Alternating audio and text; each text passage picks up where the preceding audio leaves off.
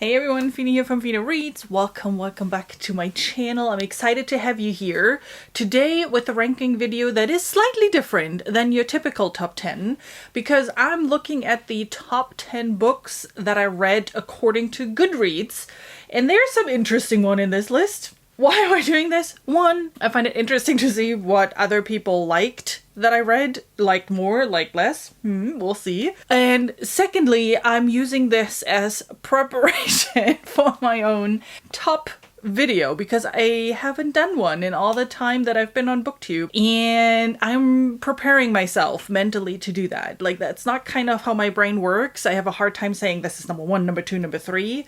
My brain works more like these 300 books are all awesome and they're all first place. You know, I want everybody to get along. That's kind of the mentality here, but I will do it, I promise. In the meantime, I hope this will give you some entertainment. I hope you will find this list as interesting as I did when I started prepping for it. And also, just as a caveat up front, I focused on books that have 100 ratings or more. Let's start. Enough preamble. Let's get to the list. Book number 10, woohoo, Spirit Fingers, is The Winter of the Witch, which is book number 3 in the Winter Night trilogy by Catherine Arden. That is a series that I've read, I think, 2 or 3 years ago. I know it's a lot of people's favorites. Evie, Sarah, as an example, love the series. I loved book 1. I loved the Russian inspiration, especially seeing some things I was familiar with growing up since I grew up in East Germany. So I grew up with a little bit of Russian culture. I loved book 1. I thought it was whimsical. It had a great atmosphere. It was fantastically well written. Unfortunately, I didn't like book 2 and 3 at all. Book 3 was my least favorite. I gave it 3 stars back then because just the turn the series took didn't fit to what I fell in love with book 1. The Winter of the Witch has about 80,000 ratings with a score of 4.49, so that is pretty dang good. Number 9 on my list is Der Tag des Sehers, or the second half of Memories of Ice. I'm reading Melazen in German, and in German they split books in half when they get too thick. So I'm not reading 10 books, I'm reading 19 books. Long story. This particular book has 360 ratings with a score of 4.49. I gave it 3 stars. Memories of Ice has not been my favorite so far, and we're just rolling with it. Book number 8 on my list is The Empire of Gold, which is book 3 in the Daverbad trilogy. This one had about 60,000 ratings with a score of 4.5. I read it way back when I got back into reading, and I binged the whole series. I gave book 4 stars back then. I definitely loved the Middle Eastern inspiration and all the colorfulness that comes with it. It had some darkish moments, it had some YA moments, so it was an interesting mix of things. It is a super fun book, it was a very easy read. Book number 7 on the best books that I've read according to Goodreads is Die Königin der Drachen, which is the first half of A Storm of Swords with 170,000 ratings and a score of 4.5. I gave it 4 stars. Again, here in Germany, the 5 books that are out are split into 2, so I actually read 10 books. Funny side story. So I read them at least 13 years ago, 12, 13 years ago, and I just bought them. I had no idea who George R. R. Martin was. I had no idea what the meaning of Game of Thrones is, or, you know, how big of a fandom Game of Thrones even back then already had. And my mom and I, we binged through the whole series, and I had a lot of fun reading through this. And then years later, after I moved to the US, I figured out, oh, this is actually a pretty important fantasy series that I read there. And I definitely want to get back into it. But I will probably read again the German versions of it. Book number 6 on my list is Winterlight by Kristen Britton, which is book number 7 in the Green Rider series.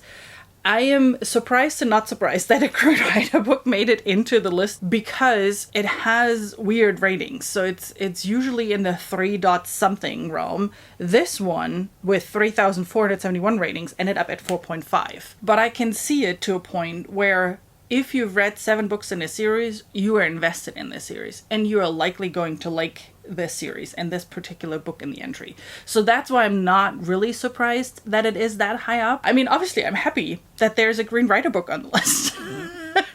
Yay, Green Rider! Book number 5, one that I'm crazy excited about, is Project Hail Mary with 600,000 ratings. Good Lord. And a rating of 4.1. I gave it 5 stars. I read the physical book, and within a month I reread it by listening to the audiobook. This book is awesome. I mean, it's pure entertainment value, right? There is no deep depth philosophical discussion or anything. It's pure entertainment, and it's done so well. Book number 4 in my list is another German one, which is Rumo und die Wunder im Dunkeln, or in English, Rumo and His Miraculous Adventures. Has roughly 12,000 ratings with a 4.51 score, and it's book 3 in that Salmonian series. I gave it 5 stars.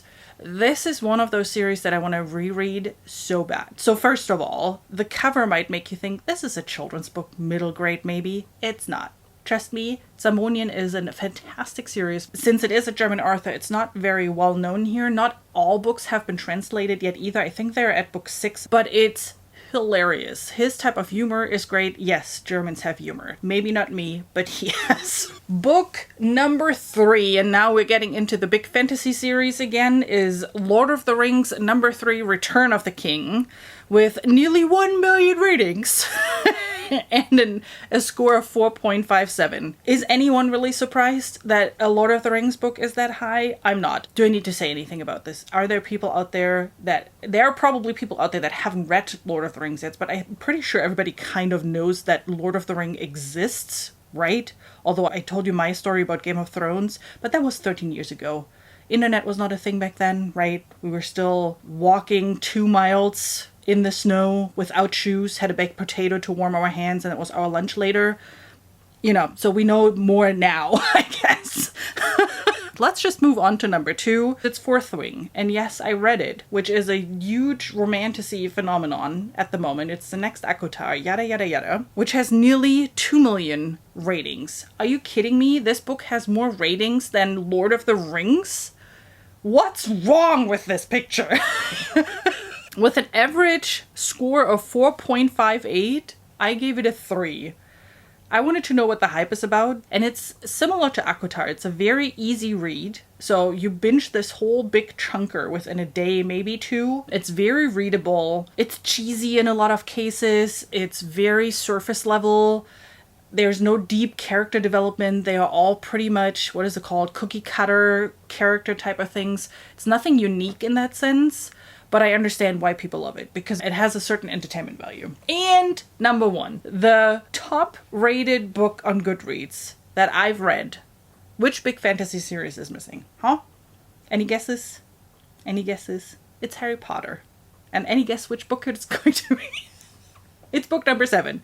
It's Heiligtümer des Todes, I read it in German, or Deathly Hallows, with nearly 4 million ratings, with an average of 4.62. The only time I read it was the day before it came out. Another quick short story. I worked in a bookstore back then, part-time, while I was studying. When new releases came out, we usually got the books a day or 2 before, so we could prep the shelves, you know, on the night off and all that kind of fun stuff. And I might have sneaked one of these books on the day before, which was a big no-no. So I had to wrap around something that no one was able to see what I'm reading right now. We actually got notes from the publishers that we are not allowed to give them out early. We are not allowed to, you know, show them off early or anything. So it was a pretty serious business. And I had to wrap something around it because the moment I got off of work, I had about an hour commute home in public transportation. So I was sitting there reading this freaking book. And I remember that I missed my stop. So yeah, that was fun. That was my list of the top 10 books that I read according to Goodreads. Any surprises here for you? Thanks so much for stopping by. If you like this list, please don't forget to hit the like button, hit the subscribe button so you get a notification as soon as I have my rating out. It shouldn't be too long anymore, she said. I'm going back and forth. I probably just have to commit and just do it and be done with it, and then we're all good. Anyway, thank you so much for being there. Thank you so much for joining in my shenanigans. And then I hope I see you soon with my next video. Till then, have a great rest of your day. Bye.